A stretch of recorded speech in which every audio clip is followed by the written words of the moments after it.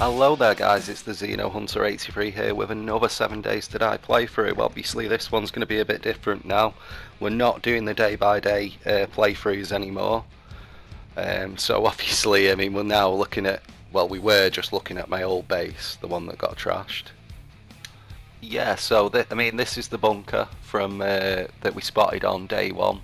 The one where I said I may build like a new base on top of the mountain.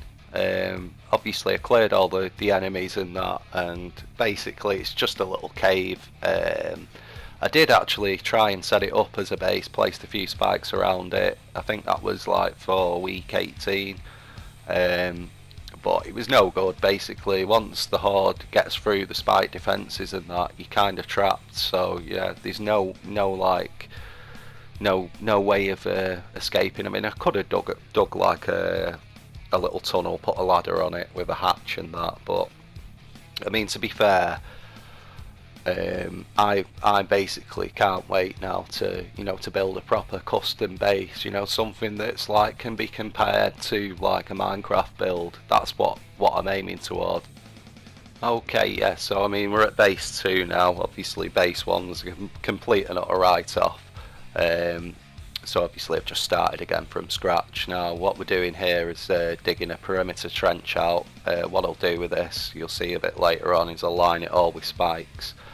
The reason that I've decided to move as well is to kind of get out of the snow biome, because what I was finding is obviously like you kind of customize your character for one particular biome, and when you move in between the biomes, like obviously chasing after support drops or whatever, and that you find that you get like extremely overheated. So what I've tried to do is put myself in the middle ground between the two biomes. Well, between these, I think there's actually about 4 or 5 biomes. There's the snow biome, desert biome, woodland biome, I think there's a plains biome, and then there's like an irradiated biome. So yeah, obviously now we're on day 35. Now day 35 for me, the zombies were actually a no-show, which was a real like godsend for me, because like obviously I'd messed up so much on the first like 2 or 3 weeks of the game. Just like obviously we saw, didn't we, at the beginning, that was base 1 being completely and utterly overrun by everything. So yeah, I mean, it's just given me a little bit of a breather, like to kind of get this base finished. Obviously now we're having a bit of a better view of it. You'll be able to see like my defences. Obviously we've got the I think it's a 3 block high wall at this stage. I do end up making it 4 blocks high, and obviously we've got a trench. Then after the trench we've got a line of spikes, then a little gap for me to walk through, and then obviously we've got more spikes, and that's all I've done, is I've just kept like building the spikes out. So basically if the zombies want to get to me, they've got no option but to go through these spike defensives first, and then obviously if they make it past those, they've got a trench and a wall in front of them. So even if they have got the legs still intact, they just drop straight into the trench, because they can't jump over the wall.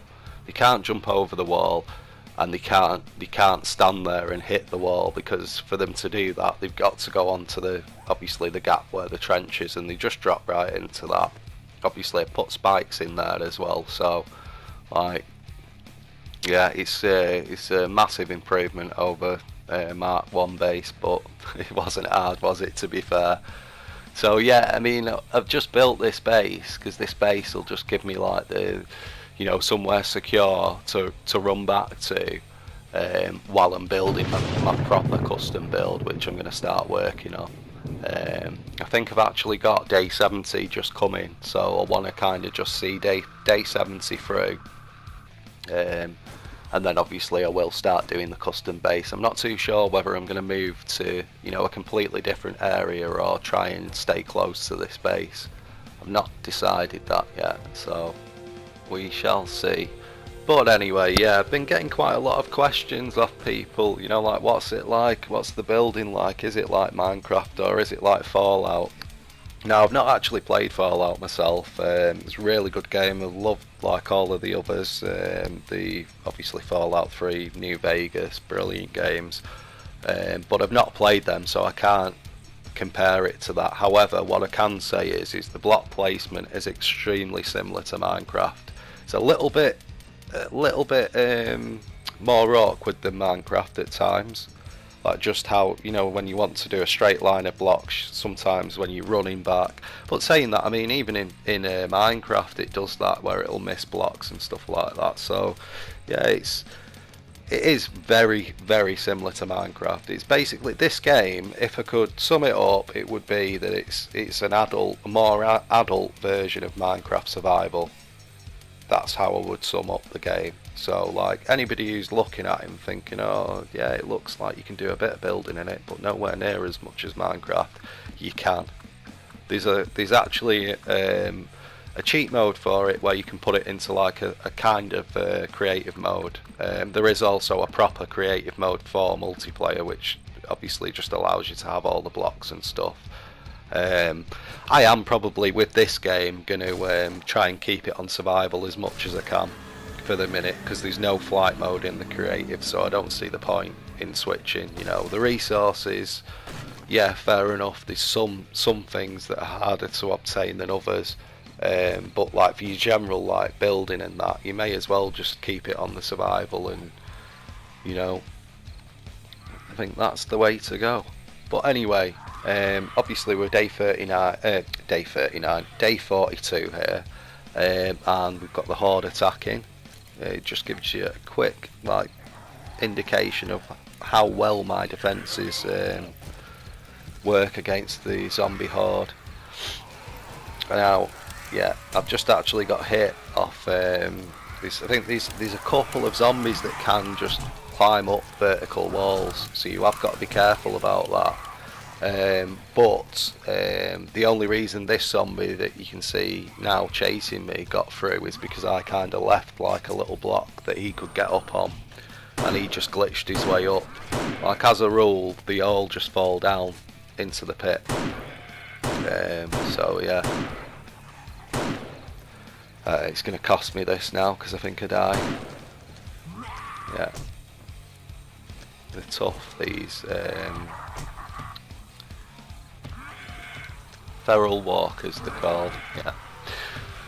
So yeah, I mean obviously I'm going to pay for it now, but that's just purely because I didn't put like the couple of blocks up on the wall where I use as like my entrance and that, and also because I didn't remove like the steps that I use to get into the base. I mean those frames you just press triangle and you can pick them back up. But obviously, I mean, what this demonstrates now is my little, you know, like backup.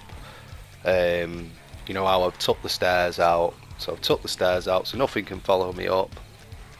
And even if they did, I mean, I've got like an exit that I can jump out of. Do you know what I mean? So that's what you've got to be thinking about when you are building these bases. You know, if the worst does happen, like say for instance they tunnel under, because that's what they could do from my pit.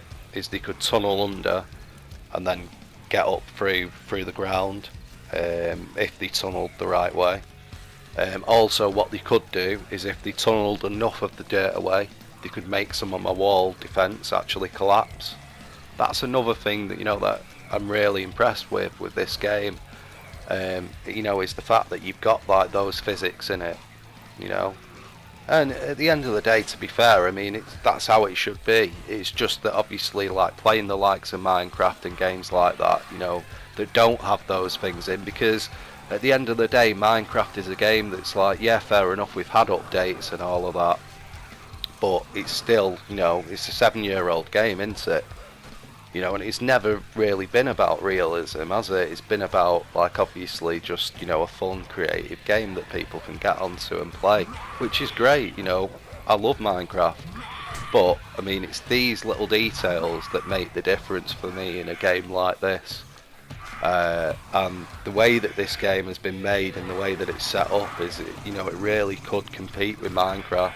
I think at the minute a lot of people are kind of, you know, like, oh yeah, it looks alright, but would it you know, is it worth me getting it? Is it worth me going paying full price for? Should it wait? In my opinion, guys, you should just go and get it. It's got bags of potential, and I mean, block wise and that, it has got more blocks than Minecraft for you to build with. So as a building game, it's definitely up there. It's just that obviously it's a new game. Think of Minecraft when it first came out, and where it is now. But anyway, guys, on that note, we're going to end it. So thanks for watching. If you enjoy, leave us a like. Peace.